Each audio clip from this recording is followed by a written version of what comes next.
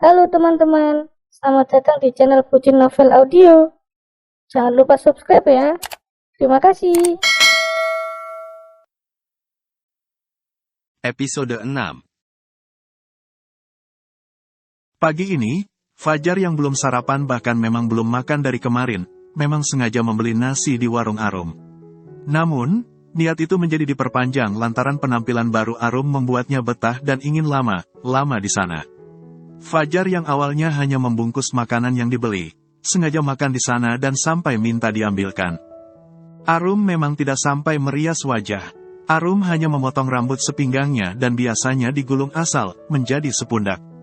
Beda dari biasanya, kali ini, rambut wanita itu tampak sangat lembut. Fajar sampai gemas dan ingin membelainya. Selain itu, perubahan mencolok yang ada dari diri Arum adalah pakaiannya. Arum tak lagi memakai pakaian kucel, apalagi rok panjang kedodoran yang sudah sangat ketinggalan zaman. Konsep pakaian Arum memang masih sama, yaitu berupa lengan panjang dan rok. Namun, selain semuanya tampak baru, model pakaian Arum kali ini benar-benar kekinian. Beda jauh dengan Arum sebelum wanita itu minta talak kepada Angga. "Aidannya mana?" tanya Fajar lembut syarat perhatian ketika Arum mengantarkan satu piring makanannya lengkap dengan es teh manis sebagai minumannya. Arum menyuguhkan pesanan Fajar sambil mengulas senyum. Senyum yang benar biasa tapi langsung membuat Fajar baper. "Ya ampun, Arum kalau lagi senyum kok manis banget." "Benar," kata Angga, "Arum memang cantik," batin Fajar yang kemudian bergumam, "jadi dekser begini." Kebahagiaan Fajar menjadi digantikan dengan kepanikan, ketika akhirnya pria berambut lurus rapi itu kembali ke bank dan membuatnya bertemu dengan Angga. Buru ia melempar kantong berisi nasi dan juga teh manis yang ia beli dari warung Arum, ke tong sampah yang ada di sebelah pintu masuk. Dari dalam, Angga yang memergoki, berjalan mendekati kemudian melongok tong sampah plastik besar dan tutupnya masih goyang-goyang di sebelah Fajar.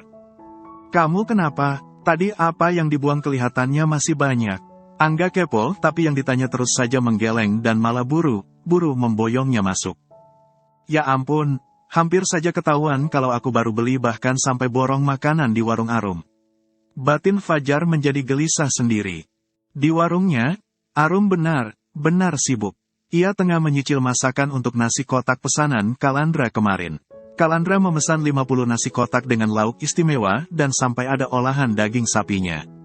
Karenanya, hari ini Arum yang tetap masak dalam porsi banyak untuk orang pasar dan pembeli lainnya, sampai membayar satu orang wanita untuk membantunya. Nah, keren sekarang Mbak Arum sudah punya asisten. Bentar lagi warungnya pasti buka cabang, goda Pak Kusno yang kebetulan mampir setelah mandir bertugas. Arum langsung tersipu mengaminkan apa yang baru saja Pak Kusno katakan, terlebih Arum yakin, ucapan ibarat doa. "Ngopi Pak Kusno, apa bikin es teh?" "Bikin sendiri soalnya saya lagi sibuk," ucapnya. "Siap, Mbak Arum, kebetulan hari ini panas banget. Pengin yang seger. Bikin es teh manis sambil lihat wajah sendiri biar tambah manis. Pasti seger nih," balas Pak Kusno bersemangat. Arum dan pekerjanya termasuk orang pasar yang kebetulan datang untuk makan atau sekadar membuat kopi maupun membuat teh, langsung heboh saling ledek dengan Pak Kusno hingga suasana warung Arum yang memang selalu ramai, menjadi seperti rumah yang penghuninya selalu membuat kebersamaan menjadi hangat. Di tengah keseruan yang mengisi warung makan Arum, Anggun dan Supri bersama anak keduanya, lengkap dengan Ibu Sumini, datang. Namun, orang pasar yang tahu ulah keji keluarga Angga tersebut dengan sengaja saling sindir. Yang mana, mereka juga sampai meminta keluarga Angga itu untuk mengantre di luar. Pak Kusno yang paling kocak sampai diutus untuk menggelar kardus di teras depan warung, untuk Anggun dan rombongan duduk. "Loh, kok jadi kesannya kayak pengemis?" ucap Pak Kusno yang memang juga kerap latah. Mendengar itu, Anggun dan rombongan yang telanjur tersinggung, nyaris angkat kaki. Namun karena Dava dan kedua adiknya merengek kelaparan dan ingin makan di warung Arum, mereka tak memiliki pilihan lain selain antre mengingat selain tubuh mereka besar, warung Arum yang terbilang sempit dan hanya dihiasi 2 meja besar, sedang penuh pengunjung.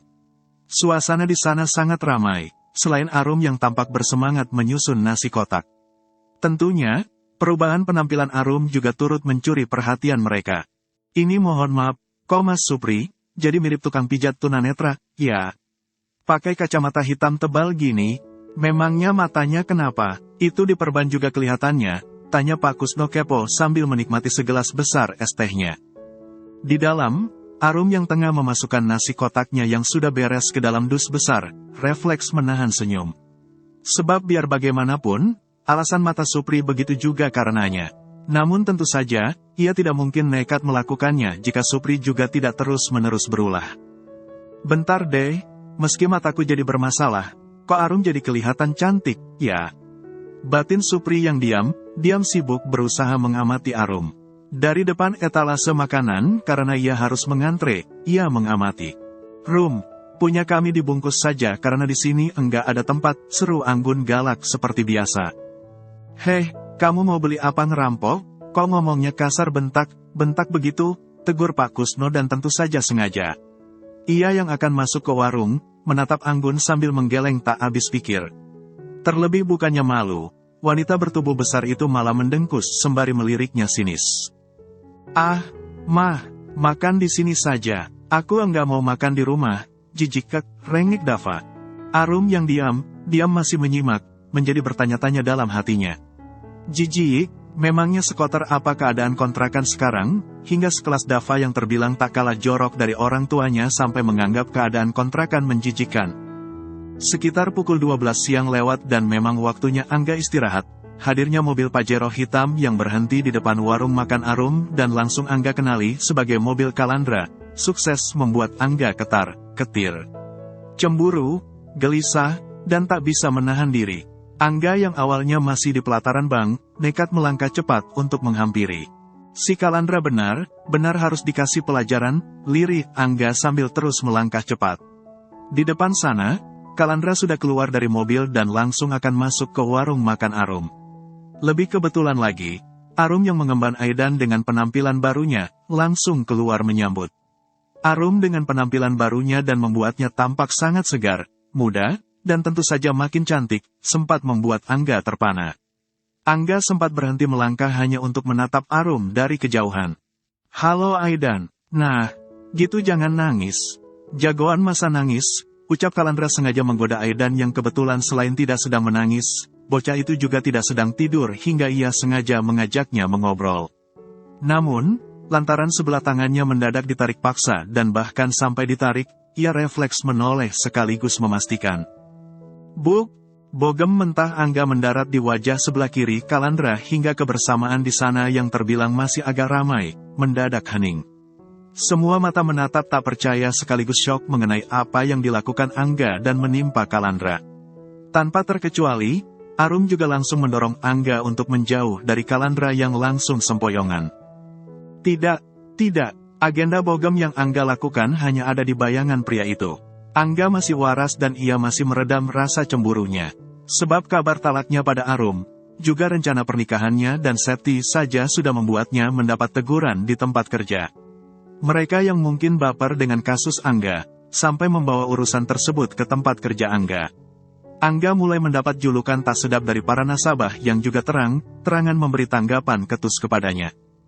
Arum terusik oleh kehadiran Angga yang sampai berdaham keras, sedangkan tatapannya fokus kepada Kalandra.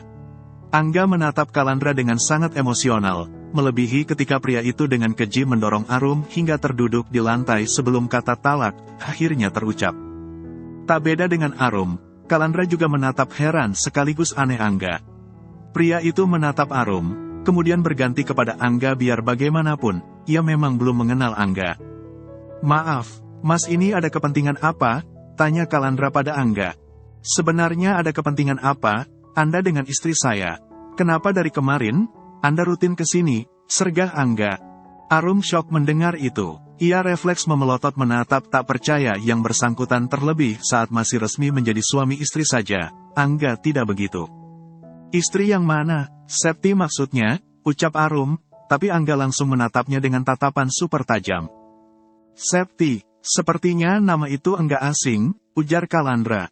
"Septi yang saya maksud merupakan calon istri baru Mas Angga, Mas Kala. Mas Angga ini mantan suami saya, dia bapaknya Aidan. Kami bercerai karena yang bersangkutan lebih memilih Septi sekaligus keluarganya. Sementara Septi awalnya merupakan pacar adiknya Mas Angga yang sedang hamil. Namun karena adiknya Mas Angga menolak untuk bertanggung jawab dan memilih minggat, sedangkan Septi pun cinta sekaligus mau dijadikan istri kedua Mas Angga. Demi rasa tanggung jawab ke keluarga, Mas Angga mau menikahinya. Anaknya masih muda, itu yang kemarin pas Mas datang, dia juga makan sama Mas Angga di warung saya. Jelas Arum menyampaikannya dengan sesantun mungkin. Detik itu juga, Angga yang merasa tertampar dengan penjelasan Arum, menjadi kikuk. Ada rasa malu yang tiba-tiba menyelusup memasuki dadanya dan perlahan mengikis nyalinya. Maaf, yang dinamakan rasa tanggung jawab di sini, menurut Mas Angga bapaknya Aidan, bagaimana, ya? Kalandra terheran, heran menatap pria berkulit sawo matang di hadapannya. Pria yang sempat menatapnya penuh emosional itu menjadi terlihat malu dan sampai tak berani menatapnya. Andai pun Angga menatapnya, pria itu terlihat jelas melakukannya karena terpaksa. Menyikapi Angga dengan serius, Kalandra sampai bersedekap. Ia mengamati Angga dari ujung kepala hingga ujung kaki. Tanda pengenal yang terkalung dan menghiasi dada pria tersebut mengusiknya. Baru ia ketahui, Angga terbilang memiliki pekerjaan sekaligus posisi mentereng di bank swasta yang ia ketahui lokasinya ada di dekat sana. Maksud Anda apa? Bertanya seperti itu, balas Angga yang malah balik bertanya. Tak beda dengan Kalandra, ia juga sampai bersedekap, menyikapi pria di hadapannya tak kalah serius. Meski jujur, kenyataannya yang akan dikuliti oleh Kalandra, membuatnya mulai merasa kehilangan rasa percaya diri. Kalandra menghela napas dalam kemudian menggeleng tak habis pikir. Anda yakin bahwa Anda ini paham kewajiban seorang suami itu apa? Mereka, para suami berkewajiban kepada dirinya sendiri, kemudian istri, anak, dan setelah itu baru ke yang lain, itu pun semampunya. Intinya, kewajiban seorang suami tentunya lebih harus dan memang sudah berkewajiban pada anak dan istrinya. Ini, ya ampun, dengar saja rasanya sakit banget, ya. Istri baru melahirkan, dan suami malah lebih memilih orang lain. Pacarnya adik bahkan sedang hamil, ini harusnya tetap orang lain. Sebentar, otak saya mendadak sulit untuk mencerna bahkan percaya. Seorang bapak, seorang papa, tega membuang anak yang merupakan darah dagingnya. Saya tidak pernah membuang anak sekaligus darah daging saya. Jadi tolong, jaga ucapan Anda. Tegas Angga. Yakin? Tepis Arum tak terima terlebih kenyataannya tidak seperti yang Angga tegaskan. Kalandra yang memang langsung tersentuh sekaligus prihatin dengan nasib Arum, apalagi Aidan, menghela napas dalam. Jika memang terjadi kasus penelantaran anak, laporkan ke polisi, tegasnya. Angga langsung terkesiap mendengarnya. Laporkan ke polisi biar pria tak bertanggung jawab seperti ini jerah, sergah Kalandra lagi yang kemudian menatap serius Arum, sebelum akhirnya ia juga menatap Angga. Dan saya juga penasaran, kenapa Anda jauh lebih memilih pacar adik Anda hanya karena dia sedang hamil? Itu bukan anak Anda hingga Anda nekat membuang istri dan anak Anda, kan? Tolong jaga ucapan sekaligus sikap Anda. Angga memotong ucapan Kalandra. Karena jika iya, jatuhnya adalah pasar PERZINAHAN. Kalandra yang telanjur geram, tetap tak gentar. Saya ini paling anti berurusan dengan orang seperti Anda. Yang jelas tahu salah, masih saja mengelak bahkan membela diri padahal di sini juga jelas, yang Anda korbankan anak. Jangan karena Anda menganggap saya orang asing, saya tidak berhak ikut campur. Justru saya salah jika saya hanya diam padahal saya tahu. Begini-begini saya paham hukum karena saya juga lulusan hukum. Setelah bicara panjang lebar, Kalandra juga berkata, jangan karena kasus ini ada di sekitar perkampungan, lantas pihak kepolisian tidak akan menindak, apalagi tidak berhak menindak. Saya jamin kasus ini akan naik jika Anda tidak memiliki itikat baik. Angga langsung kalah telak, tapi ia benar tak terima. Mbak Arum, kamu sudah diberesin sama dia, mengingat dia sudah akan menikah lagi, lanjut Kalandra memastikan. Arum yang memang dongkol langsung menggeleng tegas. Jangankan diberesin, dibalikin ke keluarga saya saja belum atau malah memang enggak, Mas. Keadaan pun gitu, blas, sama sekali enggak ada. Kalandra angguk saking emosinya. Baik, kalau begitu, naik saja. Mbak Arum enggak usah takut, nanti saya yang urus. Nanti biar saya langsung yang jadi pengacara Mbak, sergahnya.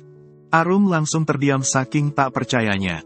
Ia menatap Kalandra maupun Angga, silih berganti. Kedua pria tersebut tampak sama, sama emosi dengan permasalahan masing-masing. Kalandra karena geram pada ulah Angga, begitupun sebaliknya, Angga juga geram karena Kalandra yang berani ikut campur urusan pribadinya. Baik, Mas, saya setuju dengan usul Mas. Terima kasih banyak untuk bantuannya, tegas Arum. Demi menegakkan keadilan, demi Aidan yang memang telah dibuang bahkan oleh bapaknya sendiri, Arum sungguh mantap dengan keputusannya mumpung ada kesempatan dan ada yang mau membantunya cuma. Rum, jangan konyol kamu. Kamu bahkan tidak tahu pria ini siapa, tegas Angga tak terima. Lagi pula aku tetap papahnya Aidan. Cuma numpang status, tegas Arum sembari melirik sinis Angga. Pria itu berdecap kesal sembari menggeleng tak habis pikir menatapnya. Jangan khawatir, Mas. Kasus ini enggak akan halangi pernikahan kamu dan Septi. Kalian sangat cocok karena otak kalian sama-sama cocok. Doaku hanya satu. Semoga anak itu juga bukan anak Dika. Membuang anak sendiri dan malah menafkahi anak orang lain kan ibarat anugerah rasa bonus, tegasnya. Namun Anda itu malah anak kamu. Aku juga akan tetap bersyukur karena dengan begitu, kamu dan Septi bisa terjerat pasal perzinahan. Nanti kalian bulan madunya di Hotel Prodeo. Kalandra yang awalnya sibuk mengeluarkan kartu nama dari saku jaket bagian dalam depan dadanya, memberikan 2 kartu nama sekaligus kepada Angga maupun Arum. Ini kartu nama saya, 1 untuk kepentingan hukum, 1 lagi untuk kepentingan pekerjaan.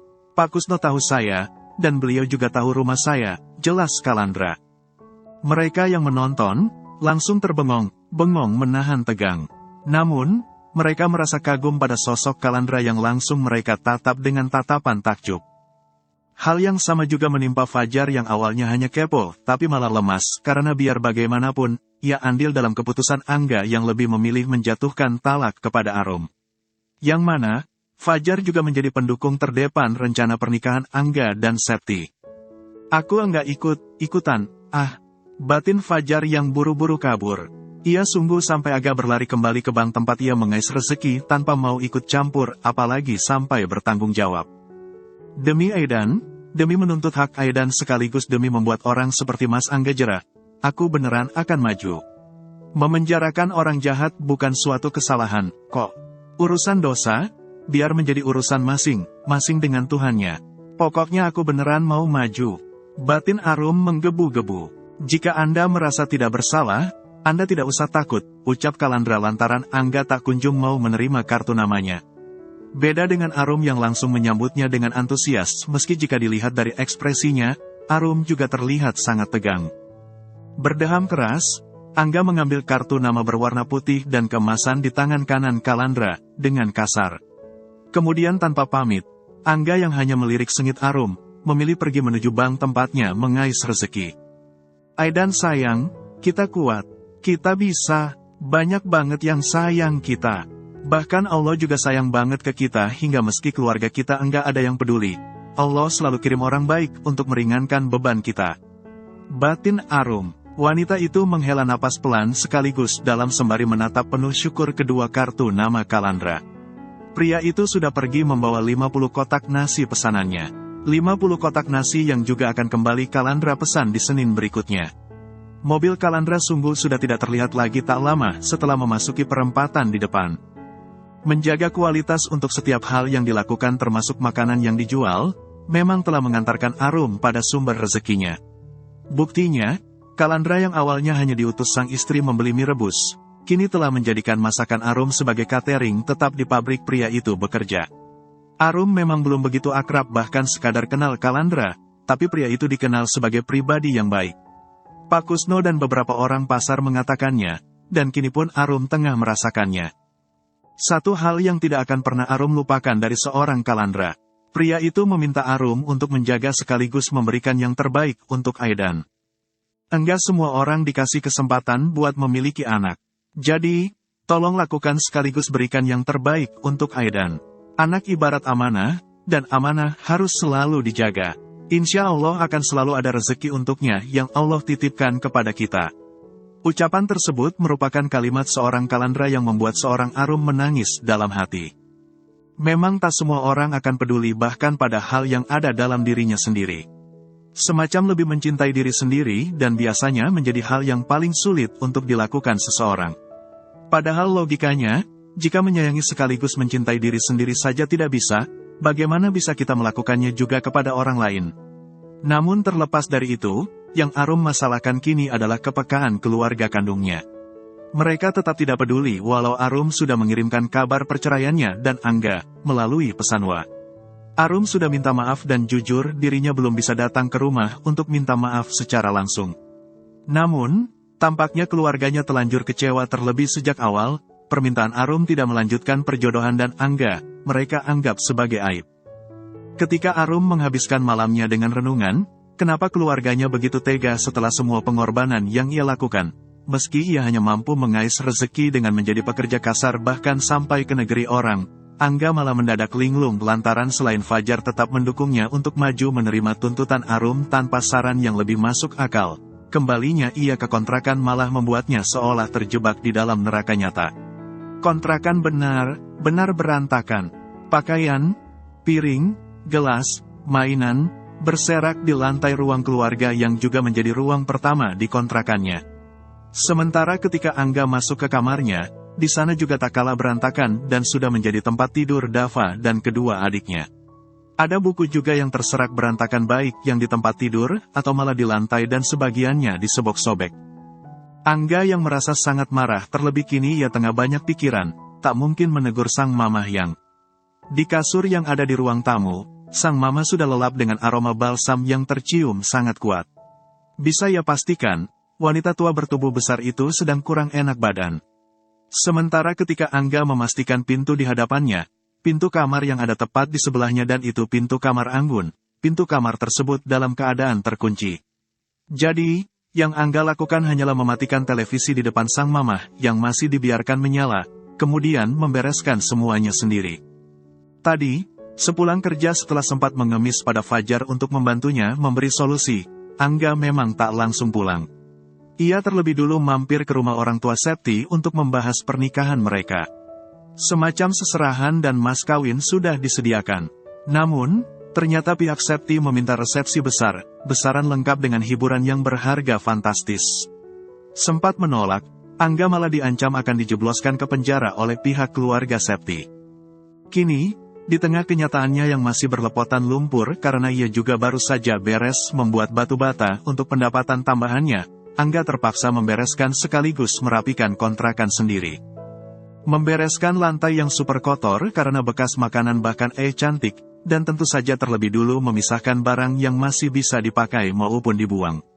Mencuci perabotan yang bahkan tetap dibiarkan di posisinya dari sebelum Arum pergi hingga makanan yang tersisa busuk dan menebarkan aroma tak sedap.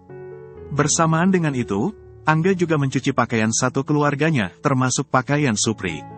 Sadar dirinya bukan robot yang bisa selalu bekerja karena robot saja ada masa bekerjanya, Angga mencuci pakaian menggunakan mesin cuci. Namun, belum lama proses pencucian dimulai, listrik di kontrakannya malah anjlok. Iya, tadi Angga memang sudah mendengar nyanyian dari token yang meminta diisi. Hanya saja, Angga yang telanjur lelah tapi masih harus membereskan rumah, memilih tak peduli. Sudah pukul 1 pagi, dan Angga benar merasa lelah. Lelah fisik, lelah pikiran juga, bahkan Angga juga kelaparan. Andai ada Arum, aku pasti enggak serepot ini. Biasanya Arum yang urus semuanya, termasuk isi token listrik. Ini, sejak Arum pergi sepertinya rumah memang enggak pernah disapu. Piring, gerabah juga baru dicuci dan itu oleh aku. Hanya sebagian pakaian saja yang dicuci dan itu pun mamah yang melakukannya. Mbak Anggun beneran kebangetan. Kalau gini terus, aku malas kasih uang bulanan. Kontrakan pun cukup bayar separuh dan mending aku tinggal di rumah Septi. Lirih Angga yang tetap mencuci piring di tengah kegelapan lantaran ia malas mengisi tokennya. Awas saja, aku sengaja enggak isi token, mau gimana Mbak Anggun sama Mas Supri. Kebangetan andai mereka tetap biarin, batin Angga mantap dengan keputusannya. Namun, nyatanya token tetap dibiarkan mati hingga keesokan malamnya, Angga pulang. Keluarganya malah memilih memakai lilin sebagai penerangan di kontrakan. Bersambung dulu ya teman-teman.